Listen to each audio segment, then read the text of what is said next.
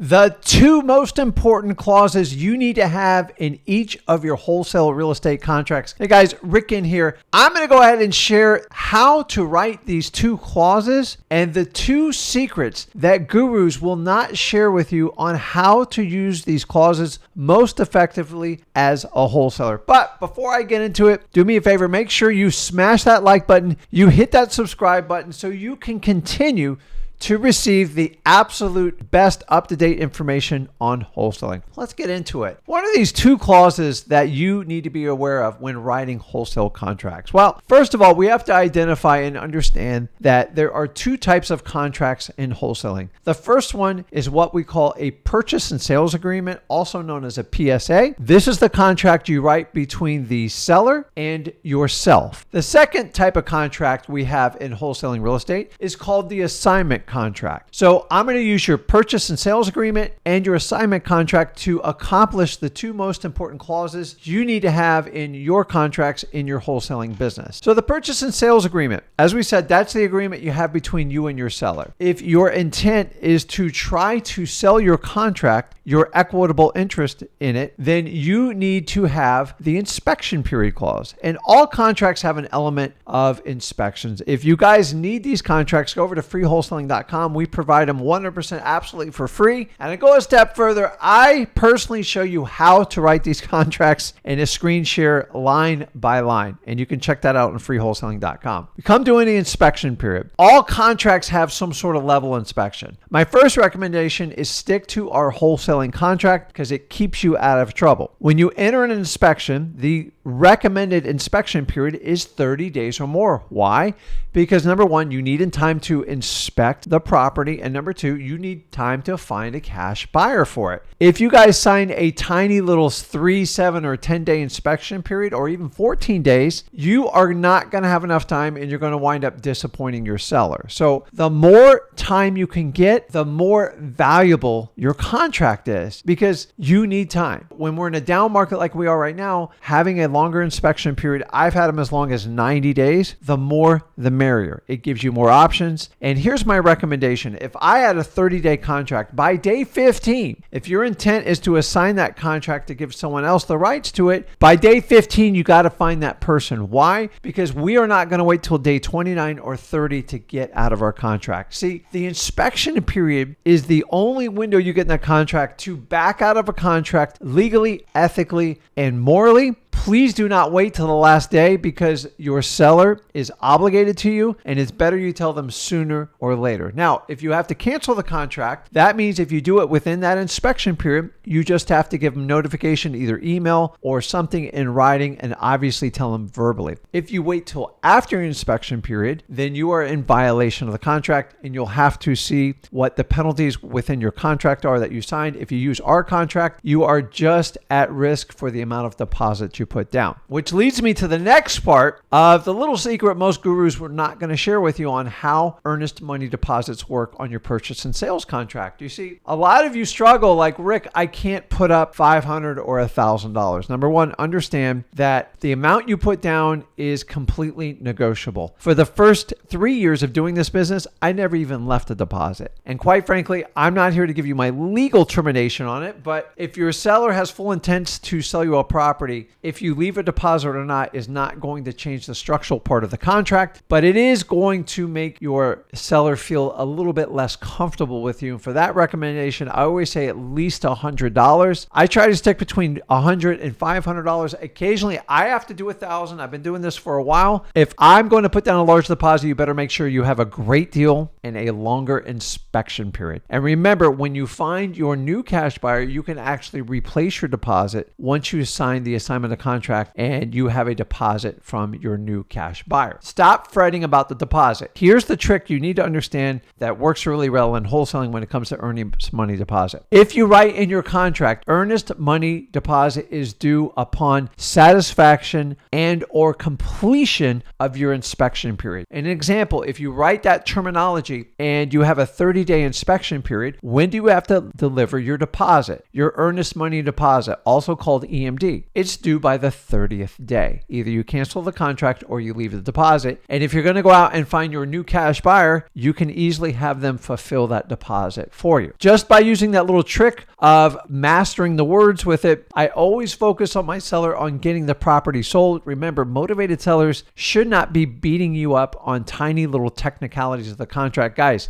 use the EMD technique I just taught you, and it will open up a huge window for you to be able to write multiple contracts. Make sure you're entering in contracts for the right price up front. And worst case scenario, if you go through inspection or your partner, your cash buyer, goes through the property and finds out it needs more work than you thought, you can either get out of the contract or you can renegotiate at that point. It's completely up to you which strategy you do. Understanding this is on your purchase and sales agreement, by using the inspection period, making it as long as possible, and timing your earnest money deposit, you can use the tricks and tactics that 20-year wholesalers like me, you can use it to your advantage. Just to make sure your intent is to help out as many homeowners as possible and enter into the best known price so you can get that property sold for them. So now let's move on to part 2. And this is really important. So now we have a purchase sales contract and we want to sell that contract to a new cash buyer. So we're going to accomplish this by using an assignment of contract. And there is a clause in the assignment of contract you want to enforce to make sure it sticks. So what you want to do is use a non-refundable deposit. Why is this important? Because when you have a cash buyer, you need to make sure they are completely committed. Make sure they do their inspections and they're 100% okay with the numbers and the deal. Once they decide, hey, Rick, I'm all in, great. We just need to keep a non-refundable deposit. Now, if you're new to this, it's going to shock you a little bit, but the reason for the non-refundable is to make sure they follow through on the deal, they're not wasting your time, and the most important part to me, that myself or any of my staff does not have to babysit them to get over to the title company to close the deal. It's called a non-refundable deposit. It's usually between 3 and 5% of the purchase price on the property. So if you're selling it to them for $100,000, the minimum I would ask for is $3,000. When they understand and acknowledge they are giving you a non-refundable deposit, you have about a 95% probability of them following through and actually doing the deal. If they give you a hiccup on the non-refundable deposit or want to negotiate it, that can be a red flag, because remember, if they got to bring another $97,000 to close the deal, $3,000 should be a piece of cake. And if they struggle with that, take the signs you probably have the wrong cash buyer. So now you've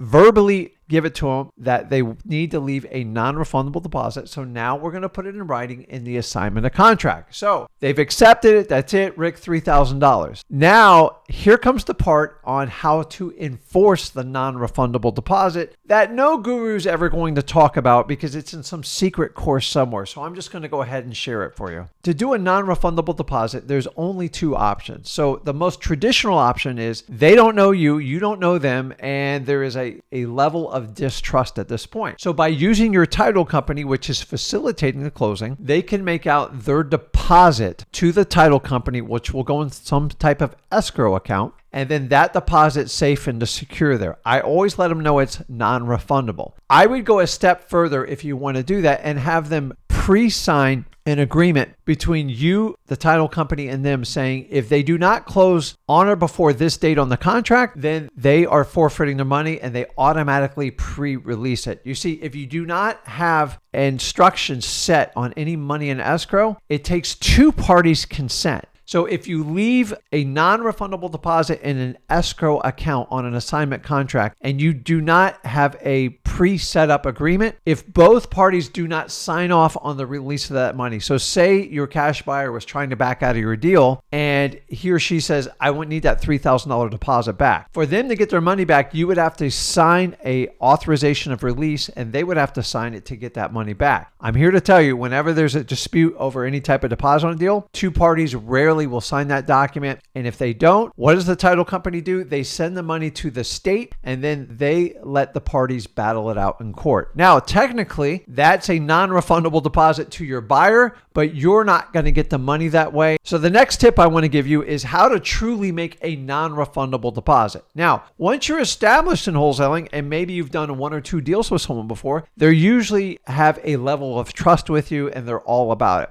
what you can have them do is make that $3,000 non-refundable deposit, make it out to your business, or worse, you, but I prefer your LLC or whatever business your corporation is, because when they make the check out to you, say they ghosted you and they never showed up the deposit. Well, you're going to take that $3,000 and you're going to go find another buyer and possibly use some of that money to renegotiate with your seller because you need a little bit more time. What I'm saying is that is truly how you get a non-refundable deposit, because you do not have to chase them down. You do not need their permission. You have their check. Another technique you can share with them is, if you do not use it towards this deal, if you buy a property from me in the next 90 days, I will give you a credit towards it. They never do, because once they back out once, they're probably never going to do a deal again with you. So I'm going to share one last tip on the assignment contract, which so many people overlook this for. Make sure the expiration on your assignment contract is 7 days or less of your expiration contract with your seller on the purchase and sales agreement. Why? Because if your seller does not show up, they do not execute, you need time to go either get an extension on your original contract with your seller or go find a quick cash buyer that can fill in that time. Never ever match up your expiration date on your contract to the expiration date on your assignment contract, because you're giving 100% control to your new cash buyer. Always have some sort of time in between. My recommendation is a week or more. That way, if the worst case scenario happens, you are prepared for it and you can deal with it and you have time to make adjustments. So guys, if you want to get access to these contracts with these clauses, go over to freewholesaling.com. Not only are we going to give you the contracts, we'll actually walk you through step by step in a video sequence to show you how to fill them up. I am here to show you how to do wholesaling.